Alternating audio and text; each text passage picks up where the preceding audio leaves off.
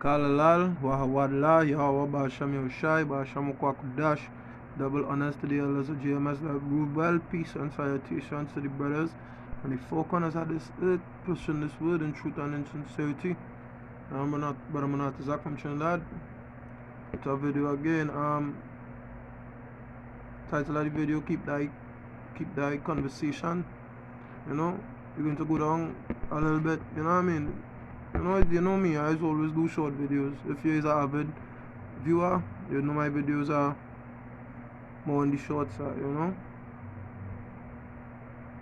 So yeah, aside from that, let me get into it. This is Wisdom of Solomon 14 and 9.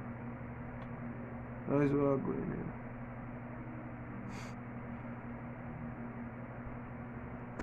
We'll start at 14 and 9. And it says, for the ungodly and his ungodliness are both alike hateful unto power. Right? For the ungodly and his ungodliness are both alike hateful unto power. Right? So a man and the things he do, you understand, with the things a man do will reflect what he is. Even if it's a man of few words, then understand, his mannerisms, the way he carry about himself will tell who he is. You know, an ungodly man, you will know an ungodly man by the way he operate, the way he do things. Yeah. And it's not now that was so from since the beginning. You know, the second Esdras are going to here now. Second Esdras 4 and verse 30.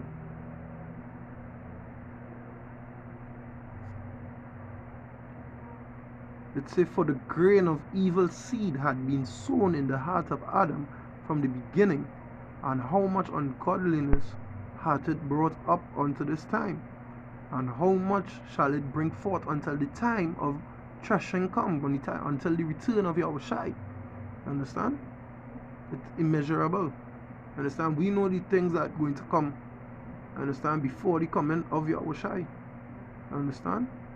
But how long again shall it continue? That's basically what it's saying. You know? Because the evil traits were set from since the beginning. You understand? Everything was predestined before the foundations of the heaven and the earth. That's something you will hear me say often. You know? But the men of Yahushai, understand, they would move a certain way concerning the precept from before. They will, when you see a man of Yahushua, you will know. You understand? A man of the truth. You understand? The Proverbs 22 and verse 28. Yeah, it says, remove not the ancient landmark which thy fathers have set. Yeah, from since the days of Moses.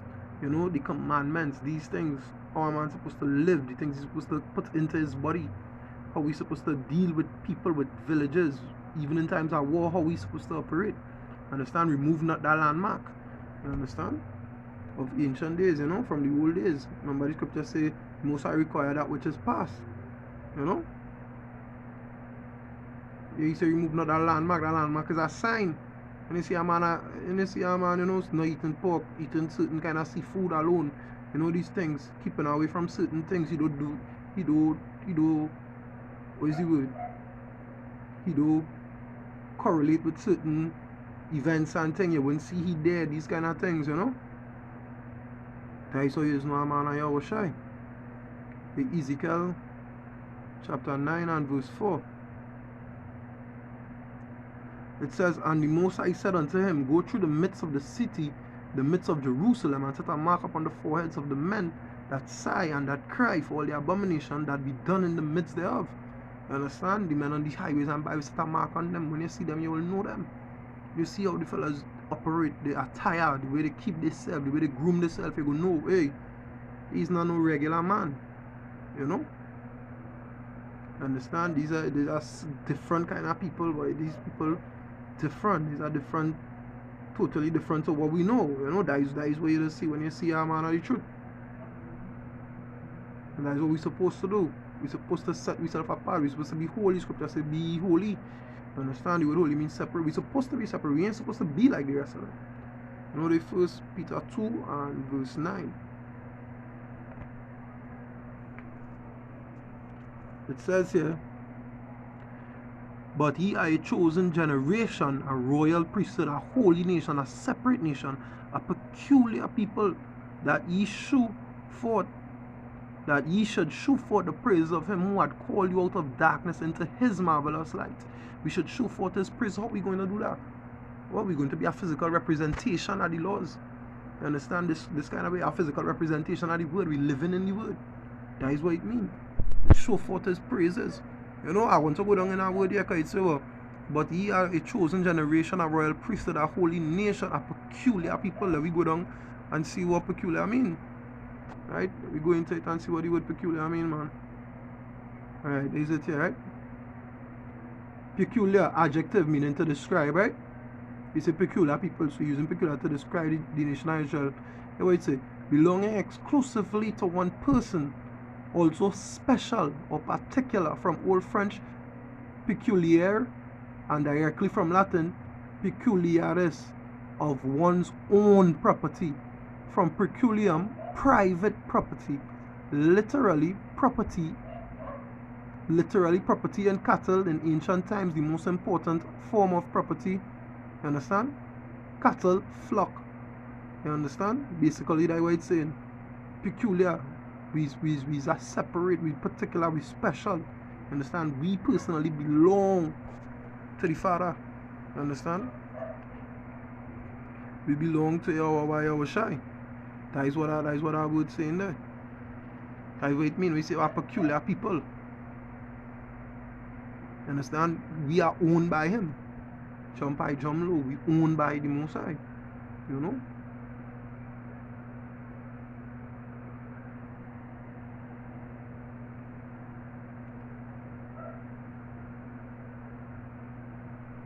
We'll go down again into this Peter here. Right, this is really the point of this entire video. Right? 1 Peter 2 and 12. Having your conversation honest among the Gentiles, that whereas they speak against you as evildoers, that having your conversation honest among the Gentiles, that whereas they speak against you as evildoers, they may by your good works, which they shall behold, glorify power in the day of visitation. Right?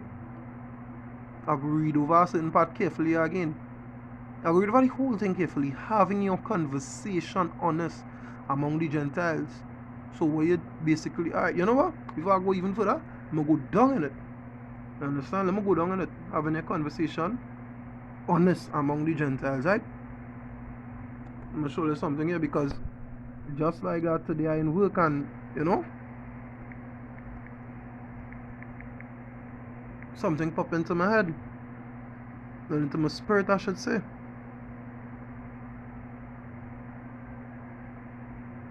Conversation now, the etymology of the word, place where one lives or dwells.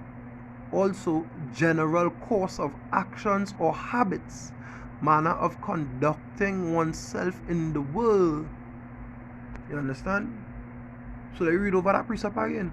Having your conversation honest among the Gentiles. You understand? Conducting yourself in a particular manner is not, when we see the word conversation here, it don't just mean your speech or what you're talking about, because what the Apostle Paul said, our precept says, though I may be rude in speech, yet not in knowledge, what have been made manifest in all things. You understand? So basically what he's saying is, yeah, rude when I'm talking, but you cannot look at me and say, hey, you know, he XYZ, or you understand, I'm blameless. That's what you mean by that. But I've been made manifest. You understand? Alright, so we reach here. Having your conversation honest among the Gentiles, that whereas they speak against you as evildoers, yeah, because they go say we mad, they go say we's a cult, but they just don't say them kind of thing. We don't know how it does go. That they may by your good works, which they shall behold, So basically, by you keeping your conversation honest, keeping your mannerisms honest, the way you conduct yourself honest, they will glorify power in the day of his visitation, yeah? I'm going to bring the last precept here now. Once again, our next precept I go into this, that is the whole entire point of this video. The 2 Peter chapter 3 and 11. It says, seeing then that all these things shall be dissolved, what manner of persons ought ye to be in all holy conversation and godliness? Carry about yourself holy. Carry about yourself separate and godly. That is what it's saying, because now we're down into the etymology of conversation. I will go back in it. Understand? Place where one lives or dwells. Also, general course of actions or habits. General course of action. You understand? Basically, what you just always do, your habits is something you always do. You come out of you could be in whatever setting, you could be lacking whatever. This is what you just do. That is basically what is saying here. This precept is saying.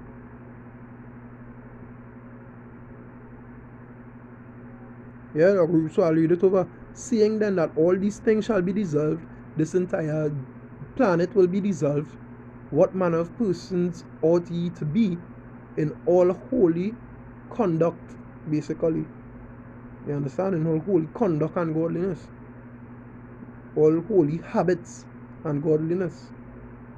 That is just the point I want to get at in this video. You know? That is the point I want to get at. You understand? Because as I showed earlier in the video, the word peculiar, and I'm going to digress just a little bit from the point of the video, because this was my last precept, right? For this concerning this topic. You know, so I'm just going to digress here. Now, the most I say, right, we are peculiar people, meaning it literally means we are his private property. Private property, right? Jeremiah 13 and 6.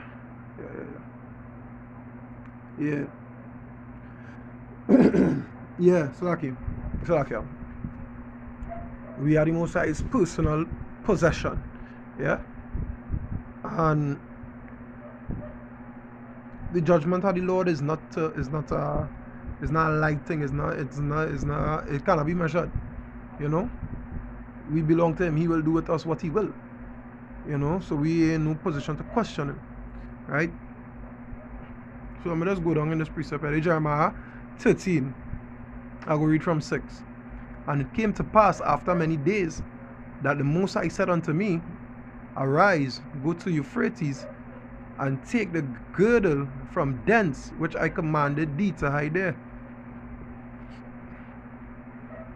Then I went to Euphrates and digged and took the girdle from the place where I had hid it. And behold, the girdle was marred. We know the word marred means to destroy, right? Or destroyed, right? It was profitable for nothing, worthless basically. Then the word of the Most High came unto me, saying, thus saith the Most High, after this manner will I mar the pride of Judah and the great pride of Jerusalem. That is the whole entire nation of Israel they're referencing there.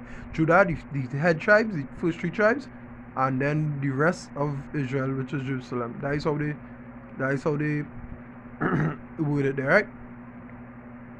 Verse 10.